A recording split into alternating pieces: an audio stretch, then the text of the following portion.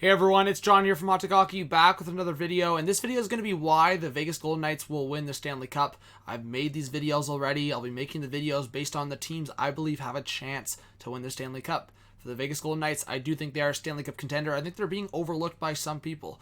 They made the 2018 Stanley Cup final last year. It was just one game.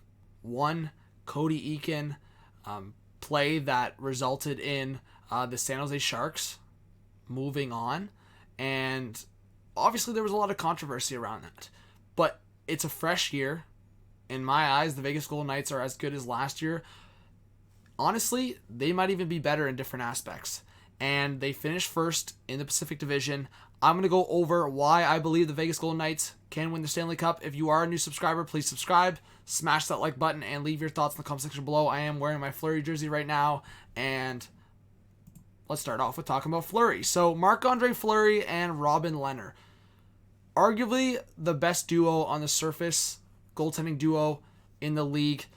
Obviously, we look at guys like Darcy Kuemper and Antti Raanta, Matt Murray, Tristan Jarry. There's other duos out there. But in terms of guys that have the highest potential, we know what Marc-Andre Fleury can do in the playoffs, what Robin Lehner has done in the last couple of years. And both these guys will be entering the playoffs. And I would say Marc-Andre Fleury is going to be the guy to start. But that doesn't mean that Robin Lehner might not step in. I mean, maybe Robin Lehner gets a game or two in the round robin. But overall, I think Fleury's your guy. And I think Fleury is going to be determined. He only has a couple of probably good years left. And for Marc-Andre Fleury, I think he wants to get a cup.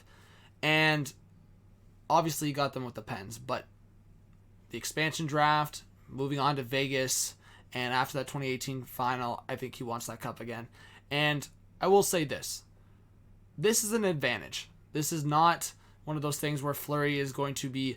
I think Fleury will benefit from this. We saw how well Fleury played in Pittsburgh in 2017, starting those first two rounds. And yes, it was passed off to Matt Murray, but I do think Fleury will have that confidence, will move forward. And worst case scenario, you have Robin Lehner to fall.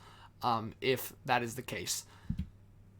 Top end talent, power play. The Vegas Golden Knights were a top 10 power play this year.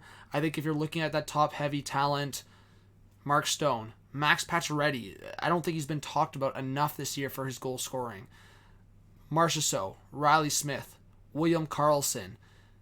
These guys are, I would say, top tier, and they're one of the better four groups in the West. In my opinion, that top six. I think Paul Stastny, who I'm going to talk about in a second, is very underrated going to the playoffs. I think for the Golden Knights on that power play. Shea Theodore, another guy that's not talked about enough, I would argue was definitely a top 20 defenseman this year overall. And I'm really excited to see what the Golden Knights can do on the power play, but just in general, that top end forward group. Alex Tuch, so that secondary scoring too, and that's where I talk about if Alex Tuch can stay consistent. We saw what he did against the Capitals. He had those opportunities, and going into this playoffs, I think he could be a big impactful player. Outside of the top six forwards, Alex Tuch is probably going to come in on that second line or third line. Maybe get some time on the second line, but regardless, we're going to see a lot of action from Alex Tuch. And whether you see Pacioretty and then Stone, and then you see Marchessault and Riley Smith, regardless, Tuch is the next guy after those four wingers, regardless. And I think Tuch can be that player, can be that X factor for the Golden Knights after those players. As I said, Paul Stastny. When I look at this guy, it's one of those things like he's older now. He's 34 years of age. But if you look at his playoffs, specifically his last two playoffs, back in 2018 with the Jets when they acquired him, 15 points in 17 games. And then last year, 8 points in just the 7-game series. He had 2 goals. I think Stastny can be a big impactful player on both sides of the ice. I think there was maybe some concern if he would be enough to be that second line guy, but I have faith in Stastny, and I think he can be a big X factor for the Golden Knights. Shea Theodore, I already talked about it, but I mean, if you just look at the stat line and look at last year, 8 points in 7 games in that playoff series, 46 points this year, he's definitely progressed. And he's still only 24 as a defenseman. And I've talked about it. It takes longer for defensemen to develop. And you're seeing a 24-year-old lead a Golden Knights defense that I would say is still a little bit weaker. But I think that Martinez addition definitely helps. Nate Schmidt there. and you have vets on that blue line, but Theodore is the guy that leads this team.